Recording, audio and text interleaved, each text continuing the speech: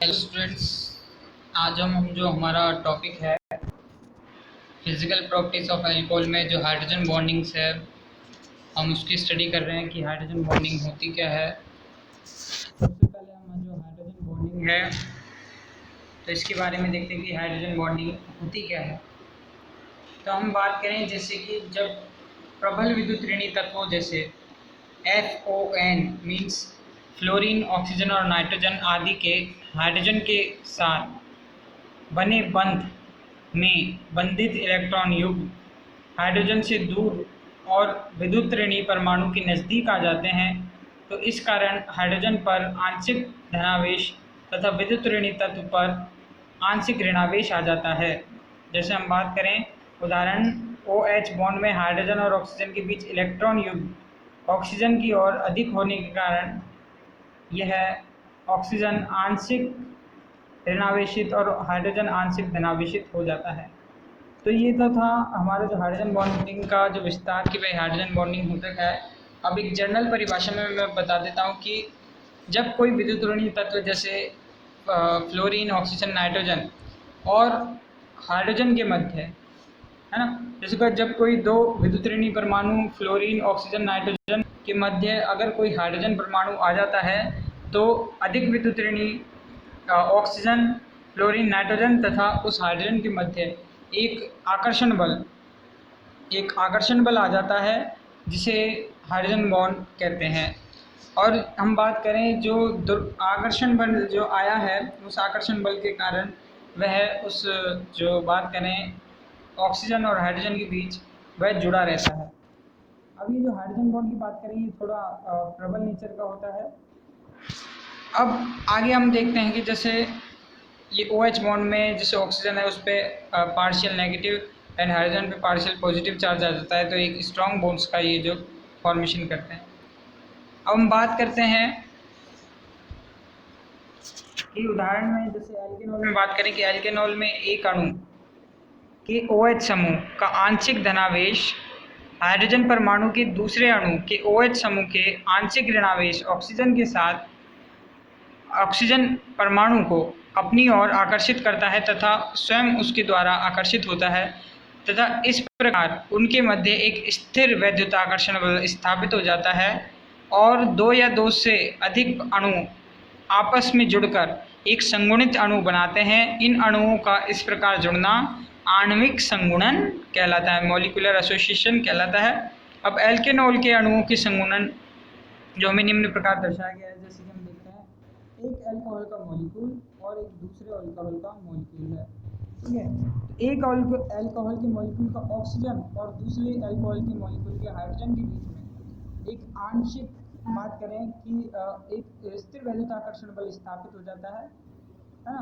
एक स्थिर वैद्युत आकर्षण बल स्थापित होने के कारण ये अणु आपस में जुड़ जाते हैं और एक आणविक संगुणन नुमा संरचना बनाते हैं।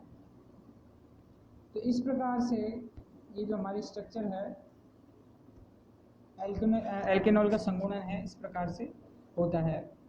अब हम बात करें और आगे इस टॉपिक के बारे में,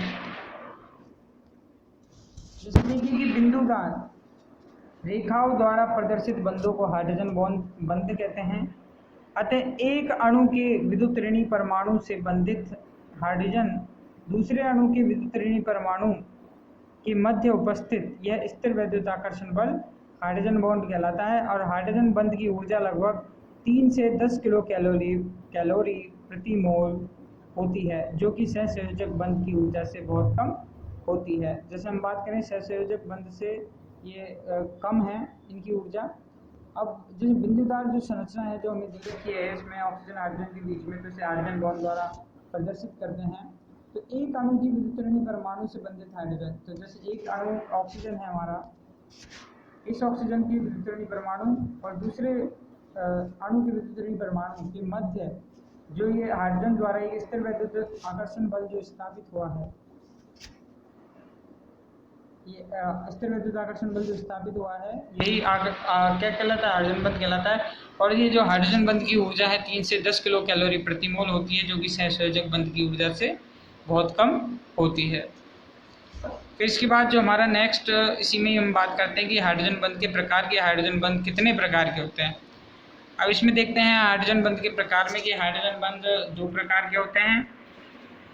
पहला प्रकार है अंतरा अणुक hydrogen bond, intermolecular hydrogen bond, और दूसरा है अंतः अणुक हाइड्रोजन बॉन्ड। इंटरमॉलिक्यूलर, पहले तो देखिए भाई, अंतरा अणुक मीन्स इंटरमॉलिक्यूलर हाइड्रोजन बॉन्ड, और अंतः अणुक मीन्स इंट्रामॉलिक्यूलर हाइड्रोजन बॉन्ड। तो इनमें क्या डिफरेंस है?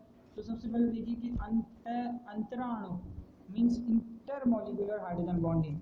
इंटरमॉलिक्यूलर हाइड्रोजन बॉन्डिंग, इसमें दो अणुओं के बीच में हाइड्रोजन बॉन्डिंग का फॉर्मेशन होता है। जिस प्रकार से ये जो हमारे मॉलिक्यूल्स हैं, इसमें दो दो अलग, जैसे HOH पानी के मॉलिक्यूल हैं, दो अल्कोहल के मॉलिक्यूल हैं, तो दो अलग अलग मॉलिक्यूल्स के बीच में हाइड्रोजन बॉन्डिंग का फॉर्मेशन होगा। जैसे कि ये हाइड्रोजन, ये H2O का मॉलिक्यूल अलग है, ये H2O का मॉलिक्यूल अलग है, तो इन दोनों के बीच में ये हाइड्रोजन बॉन्डिंग का फॉर्मेशन होना। यहाँ अल्कोहल का मॉलिक्यूल है, दूसरा अल्कोहल का मॉलिक्यूल है, तो दो मॉलिक्यूल के बीच में यहाँ हाइड्रोजन बॉन्डिंग का फॉर्मेशन होना।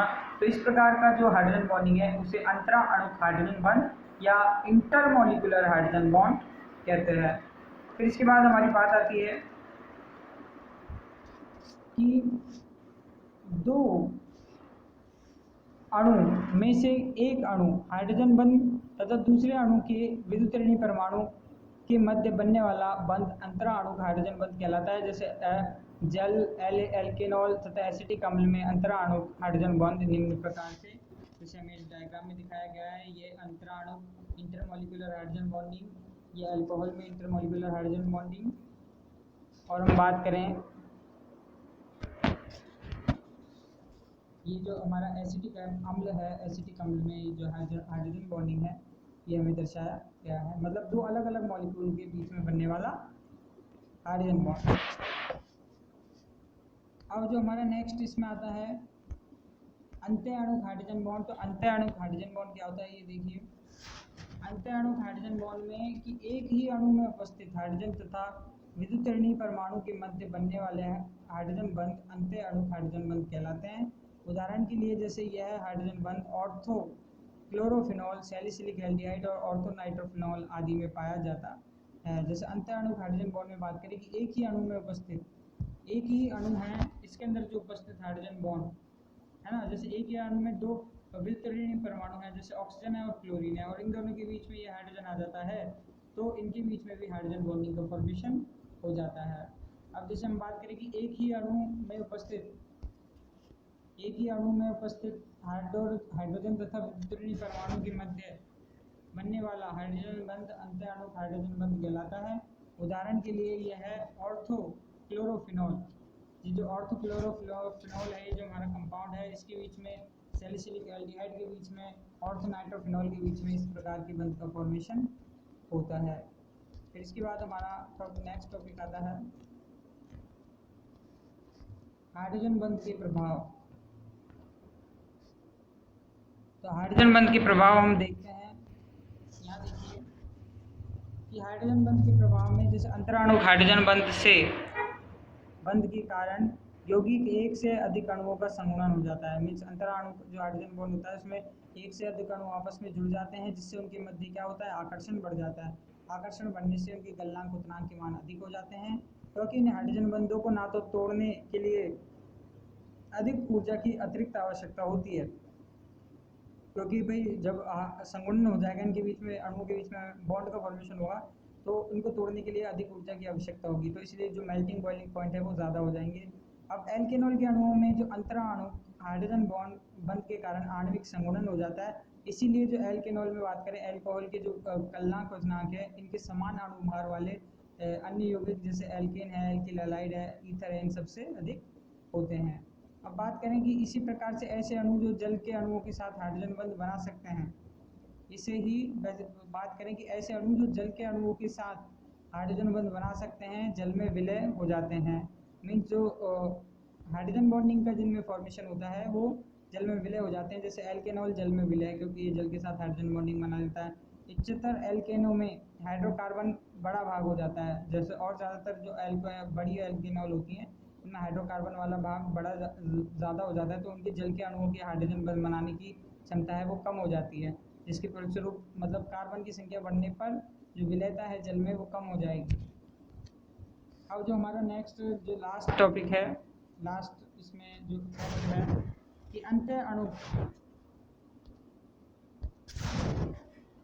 अणु हाइड्रोजन बंध से वलय बनने, जो अंत्य अणु हाइड्रोजन बंध में जो वलय बनती है अथवा किलेशन जो बनता है, किलेशन की जो स्थिति आती है उससे जो बात करें क्वथनांक और गलनांक में कमी आ जाती है। मीन्स जो द्रवणांक है, गलनांक है और क्वथनांक है उसमें कमी आ जाती है। तो ऑर्थोनाइट्रोफिनॉल की किलेशन संभवतः द्रवणांक मतलब जो गलनांक है वो कम है, तो एक ये क्या है, वाष्पशील पदार्थ है।